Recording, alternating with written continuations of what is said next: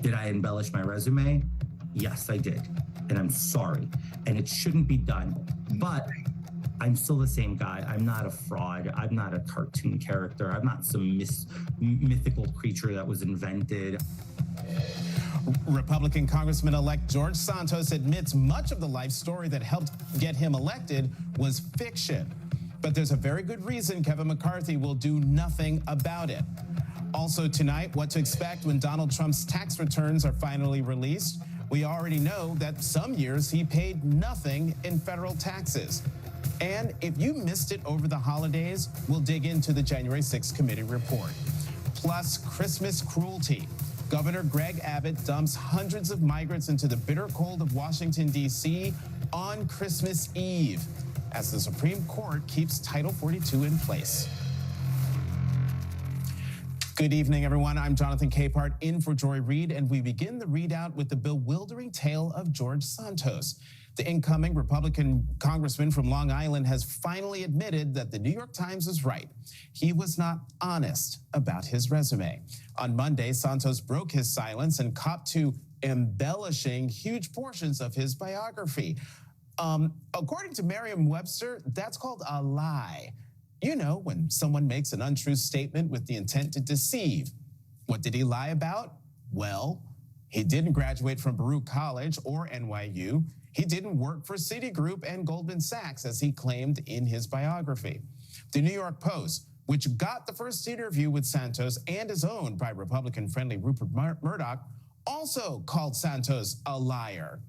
In subsequent interviews, Santos defended his actions by saying everyone embellishes their resume. I'm not a criminal who defrauded the entire country and made up this fictional character and ran for Congress. A lot of people overstate in their resumes or twist a little bit or ingratiate themselves. I'm not saying I'm not guilty of that. I'm just saying I've done so much good work in my career. That's not all he admitted to lying about. Last month, Santos, who is gay, claimed in an interview with the WNYC Public Radio, quote, "We lost 4 employees that were at Pulse nightclub, the horrific shooting at the gay nightclub in Orlando, Florida. This week, he changed his tune." Did anyone who worked for you perish in the Pulse nightclub shooting? That worked for me directly? No. That's just scratching the surface of what he was not honest about. But despite all of that, the congressman-elect remains defiant. In one of those interviews, he said, quote, "I will be sworn in. I will take office." One big reason he's so confident is because the incoming Republican majority is so thin, they need all the votes they can get. One of those new members, fellow New York Republican Nick LaLota, who will fill a vacancy left by Lee Zeldin, has called for, quote, "a full investigation by the House Ethics Committee and, if necessary, law enforcement." Kevin McCarthy, the guy who wants to lead the Republican caucus as the next Speaker of the House, has said nothing. One reason he's kept quiet? Mr. Santos tweeted his endorsement of McCarthy for Speaker only hours after the New York Times told him they were going to expose his lies. An endorsement he seems to have deleted. Joining me now, Susan Del Percio, Republican strategist and MSNBC political analyst, and Dean Obeidallah, host of the Dean Obeidallah Show on Sirius XM. Thank you both very much for being here. Susan, let me show you, let's put up element 1. House GOP leadership aides tells the New York Post they knew about Santos. As far as questions about George in general, that was always something that was brought up whenever we talked about this race. This is the second time he's run, and these issues we assumed would be worked out by the voters. Susan, if everyone knew, why didn't it make a huge splash until the New York Times reported on it? Well, because the scuttlebutt is that he was just a big talker. I don't think anyone expected to see these many lies. But, you know, everything that you outlined in your intro, Jonathan, I think that's the least of Santos's issues. What he's going to should be concerned about is if he's a fraud and a liar and he, quote, lent himself $600,000 and he doesn't have the money to pay his rent right now, where did that $600,000 come from?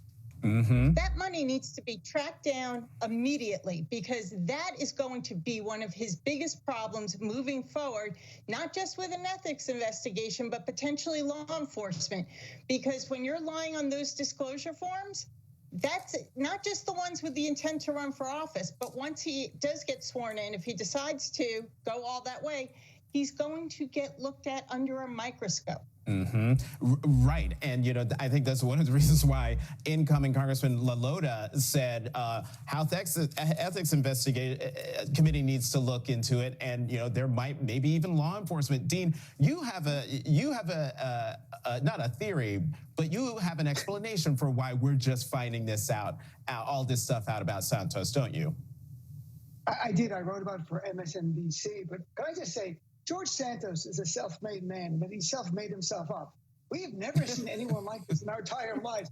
This is like the Milli Vanilli of politics. And at least Milli Vanilli, they took their Grammys away. He's keeping his congressional seat. What I wrote about for MSNBC, though, on a serious note, is that since 1996 Telecommunications Act, that allowed more deregulation of the media and more media ownership and concentration, local journalists have been gutted. They've been laid off. There's been mergers so that you have less and less local reporters on the beat there. So you had a small paper in North Shore, Long Island, that broke this story during the campaign, one element of it. No one else picked it up. The Democratic candidate who ran against him, Bob Zimmerman, who I emailed with, said he tried to raise it. No one else would pick it up. The big paper in Long Island, Newsday, didn't even have a sit-down with him in 2022 as an interview for the editorial board. They just republished their 2021, and it seemed like because of budget cuts or a lack of resources, so that's part of the problem. Less local journalists, more George Santos in the future. That's the scary part of this. Let's talk about Kevin McCarthy. Let's play what he had to say. When he name dropped, gave a shout out to George Santos during the campaign. Watch this. I really want to talk about who's the makeup of this new majority. You heard from some of all already. With Max Miller in Ohio, George Santos in New York, and you had David Kustoff from Tennessee get reelected. He introduced them. Do you realize we have the largest Republican Jewish caucus in more than 24 years? Not bad, huh? Okay, a couple things. One, I misspoke. That was after the campaign. So George Santos, at that point, had won the election. But I played that because Kevin McCarthy, Leader McCarthy, was very vocal, talking. There he is. We've heard nothing but crickets, Susan, ever since the New York Times story came out about George Santos. Why isn't Kevin McCarthy talking? Well, because Kevin McCarthy wants to become Speaker of the House of Representatives, and he needs every vote he can get. It's also worth noting that the group that you showed there that McCarthy was speaking to was the Republican Jewish, not Congress, but association that backs Jewish candidates. Caucus, committee. Thank you. Committee. And what is even more interesting is that George Santos, guess what? Now he is Jew-ish. Not Jewish, because he's Catholic, but he is with an ISH at the end, so he's sorta. I don't know what that means. But Kevin McCarthy, he's going to find himself in a little bit of bind, since the local leaders in New York and on Long Island basically gave Santos a pretty stern talking to. Not that it will make a difference. He'll still take the oath of office if it's available to him. But McCarthy's it's just one more vote. That's all he sees. It's whatever he stays in power. And frankly, he's got other issues with, Marjorie Taylor Greene and Jewish space lasers. So this is just, running the caucus for McCarthy. Right. And I just want to point, RJC is Republican Jewish Coalition. We both got the C wrong. Sorry. Republican Jewish Coalition. But Dean, I mean, what does it say about our politics that a guy like Santos can be exposed as an out-and-out liar? Every aspect of his life is a lie. As Susan Reyes just pointed out, where'd the money come from? This guy is stinks to high heaven, and yet the leader of the Republican caucus, the guy who wants to be speaker, won't say a word about it because he's desperate for that one vote. Have you heard of this guy, Donald Trump, Jonathan? because he was a serial liar who attempted a coup, helped incite a terrorist attack on our capital, lied about everything. And Kevin McCarthy badmouthed Trump for a week after the attack and then went down and kissed his ring and has been the greatest defender since. Look, the GOP is about party at any cost. There is no principle anymore left in this party. And look at George Santos. Why would you think lying is wrong when the leader of the GOP, Donald Trump, lies every hour, continues to lie, and the GOP base loves him? There are no consequences for Donald Trump's lie. So of course you would follow him. And one quick thing about Susan, what she's saying, there is really on his face criminality here that has to be investigated. With, George Santos said in 2020, his financial returns, he had zero assets. Less than 2 years later, he has $1 to $5 million in cash in his savings account. I was reading his disclosure form. He had a piece of property, he said, in Rio de Janeiro. And then just yesterday, New York Post said, I don't own any property. So on its face, you've got lies. He said he had a salary of $750,000, yet lent himself about $700,000 to run this campaign. There are questions about straw donors, money laundering. There are a lot of legal issues that must be examined closely here. There could be crimes. It could be above board, but there could be crimes. Mm-hmm. Susan, I don't know if you have the answer to this, but is there any recourse? Is there any recourse by the voters, by the state party to basically get George Santos, prevent him from taking that seat? Absolutely not. He was elected. Lying is not against the law or against the rules of running for office. As Dean just pointed out, we have Donald Trump. He will probably only be a one-term, if that, member of Congress, thank goodness. But again, I just want to highlight that looking at that money is the real dangerous part for Santos. That's where I think he could be a very short-lived member of Congress. He's going to go down there defiant.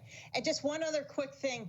Did you notice that the first thing that his attorney did when responding to the New York Times was call it a smear campaign?